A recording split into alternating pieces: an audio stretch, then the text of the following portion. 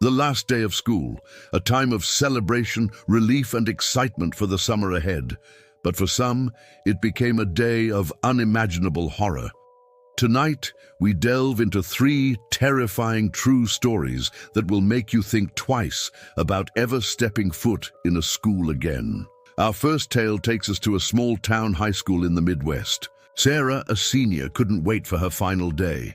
As she walked through the halls, saying goodbye to friends and teachers, she noticed something off.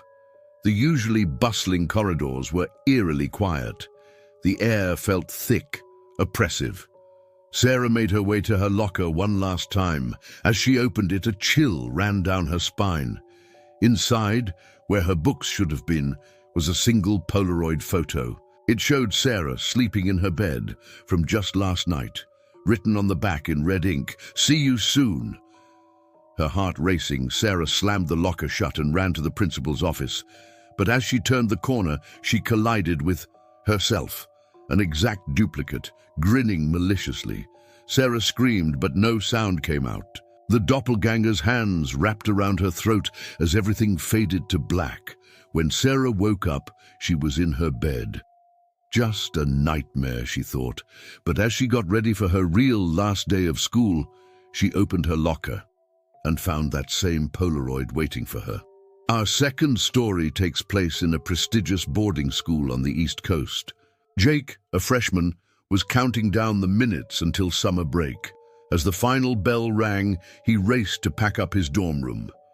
While clearing out his desk, Jake found an old, leather-bound book he'd never seen before. Curious, he opened it. The pages were filled with strange symbols and disturbing illustrations. As Jake flipped through, the temperature in the room plummeted. The lights flickered and went out. In the darkness, Jake heard whispers. Countless voices, speaking in languages he didn't understand.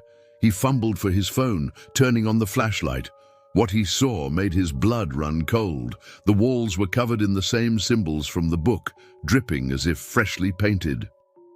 And in the center of the room stood a figure, tall, emaciated, with skin like cracked parchment.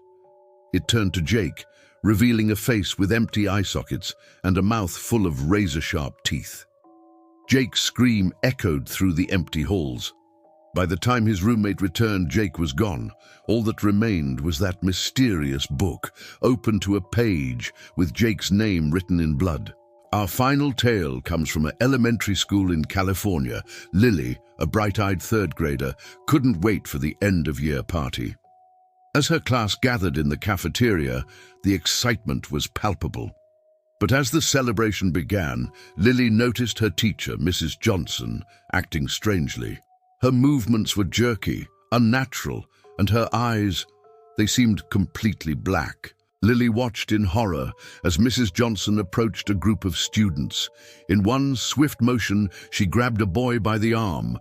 Before anyone could react, she sank her teeth into his shoulder. Chaos erupted. More teachers burst into the cafeteria, their eyes equally dark and vacant. They lunged at screaming children, biting and clawing. Lily ran, her heart pounding in her ears. She made it to the hallway, only to find it filled with more possessed adults. Trapped, Lily hid in a supply closet. For hours, she listened to the screams and inhuman growls outside. When silence finally fell, she dared to peek out. The school was empty, save for smears of blood and discarded backpacks. Lily made it home, but the nightmare wasn't over.